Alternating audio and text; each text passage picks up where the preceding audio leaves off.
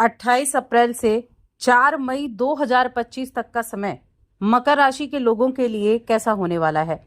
जय माता दी दोस्तों, आप सभी का स्वागत है हमारे YouTube चैनल अमृता एस्ट्रो में। और आज की इस वीडियो में मैं बात करूंगी अप्रैल माह के अंतिम और मई माह के शुरुआती दिनों के साप्ताहिक राशि फल के बारे में। यानी कि अप्रैल और मई के दिनों से मिलकर बना ये सप्ताह मकर राशि के लोगों के लिए किस तरह से रहेगा, क्या ग्रहों की स्थिति है, नक्षत्र है, योग है और किस तरह से आपके लिए इस समय अवधि में रिजल्ट मिलने वाले हैं।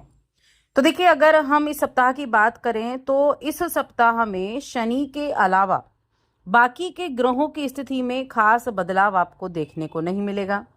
अब शनि का क्या बदलाव है, तो शनि जो है वो अपने नक्षत्र का परिवर्तन करेंगे। शनि उत्तर भाद्रपद नक्षत्र में प्रवेश करेंगे।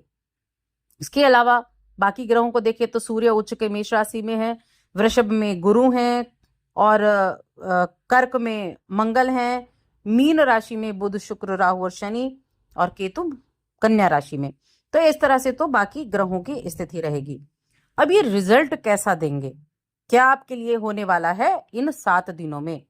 तो इस महीने का जो अंतिम दिन है वो बहुत ही विशेष दिन रहेगा, 30 अप्रैल का दिन, क्योंकि ये दिन अक्षय तृतीया का दिन है। अक्षय तृतीया एक ऐसा दिन है जिसे हम बोलते हैं अबूझ मुहूर्त, यानी कि बिना किसी मुहूर्त के देखे आप कार्यों को कर सकते हैं। ये ऐसा दिन होता है। तो इसके बारे में भी हम बात करेंगे कि इस दिन आप क्या उपाय कर सकते हैं, कौन सी चीजें आपके लिए फायदेमंद रहेंगी, इसके बारे में भी हम जानेंगे। लेकिन पहले हम राशिफल के बारे में जानेंगे कि आपकी राशि क्या कहती है मकर राशि के जातकों के लिए। तो इस सप्ताह की देखिए जब शुरुआत होगी तो थोड़ा सा ऐसा रहेगा कि थोड़ा क्रोध आ सकता है आपको कुछ चीजों के ऊपर। तो अपने जज्बातों पर काबू रखने की आवश्यकता आपको जरूर होगी और किसी भी काम को जल्दबाजी में आपको करने से भी बचना होगा। कहते हैं ना, जल्दबाजी में किया कार्य कभी कभी बड़ा परेशान कर देता है, तो थोड़ा उसका भी ध्यान रखना है। और अगर मैं आपकी हेल्थ की बात करूं तो हेल्थ के लिए सबसे ज्यादा जो यहाँ चीजें रहेंगी वो अपनी मेंटल हेल्थ को ठीक रखना है, क्योंकि जब मानसिक समस्याएं होंगी तो वो आपके शारीरिक सुख को भी नष्ट करती हैं। तो मेंटली ठीक रहने की कोशिश करनी है, नकारात्मकता से दूर रहना है। नकारात्मकता कार्य क्षेत्र को भी प्रभावित कर सकता है, आपको भ्रमित कर सकता है। बेवजह के खर्चे रहेंगे, बेवजह के यानी कि खर्चा ज्यादा रह सकता है। तो खर्च को थोड़ा कंट्रोल करने की कोशिश करें, कम करने की कोशिश करें। केवल उन्हीं चीजों की खरीदारी करें जिनकी आवश्यकता है। आप इस सप्ताह में शुरुआत से ही चीजों की रख रखाव पर ज्यादा ध्यान देंगे, ज्यादा सावधानी आप बरतेंगे चीजों के रख रखाव पे। और वाहन वगैरह जो है उनके लिए भी चीजें ठीक रहेंगी। देखिए, यहाँ जो महत्वाकांक्षाएं है ना, महत्वाकांक्षाएं तो बढ़ी हुई हैं आपकी, तो आवश्यकताएं भी आपकी बढ़ेंगी, जिन्हें पूरा करने के लिए एक तो खर्चा हो जाएगा, लेकिन आपको ज्यादा परिश्रम भी करना पड़ेगा, ज्यादा प्रयास भी करने पड़ेंगे, ज्यादा धन की आवश्यकता होगी। तो कहीं ना कहीं आपका ध्यान ये भी रहेगा कि बहुत मेहनत करनी है, बहुत प्रयास करने हैं। प्रयास कर रहे हैं तो मेहनत और ज्यादा बढ़ जाती है, तो जेब भी ढीली हो जाएगी। तो उधार न मांगने की नौबत आए, इसका ध्यान रखना है। सबसे पहली चीज तो ये हो गई। बाकी हम देखा जाए तो कामकाज के सिलसिले में आपको यात्रा करनी पड़ सकती है, कोई लंबी दूरी की यात्रा हो सकती है।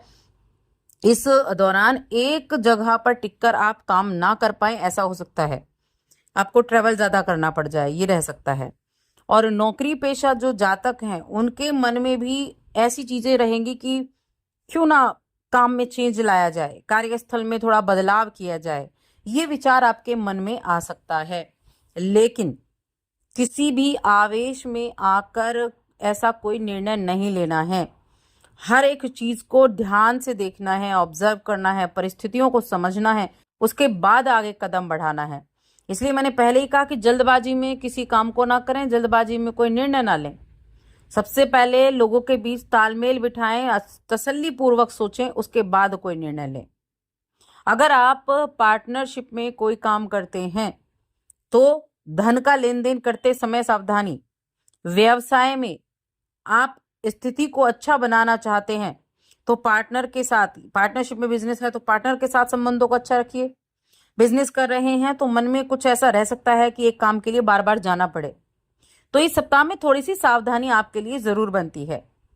घर परिवार से जुड़े हुए कुछ निर्णय आपको लेने इस सप्ताह में पड़ सकते हैं, कुछ महत्वपूर्ण निर्णय। वाहन वगैरह चलाते हैं सावधानी पूर्वक चलाएं। और अच्छी चीज क्या होगी, अब लग रहा होगा सारी चीजें सावधानी पूर्वक बता दी हैं, तो देखिए जो व्यापारी हैं उनके लिए कोई अच्छी चीज ये होगी कि कोई खुशखबरी मिल सकती है। हो सकता है कोई पुरानी आपकी कोई डील हो, फंसी हुई हो, वो आपकी निकल आए, वो आपकी पूरी हो जाए। तो कोई बढ़िया खबर मिल सकती है जिसे सुनने भर से ही खुशी से झूमते हुए दिखाई देंगे। यानी कि हो सकता है वो आपके हाथ में ना आए चीजें, लेकिन उसको सुनकर ही आपको खुशी मिल जाएगी। उसको सुनने की इतनी आपको खुशी मिलेगी कि जब होगी तो अलग चीजें होंगी। तो ये खुशखबरी आपको इस सप्ताह में जरूर देखने को मिलेगी। साथ में कुछ ऐसी चीजें भी होंगी कि वेतन में वृद्धि का संकेत भी मिल सकता है इस राशि के कुछ जातकों को। अब देखिए हार्ड वर्क तो कर रहे हैं, अब हार्ड वर्क का जो एक रिजल्ट है वो ये भी आपको मिल सकता है कि आपको वेतन वृद्धि का संकेत मिले।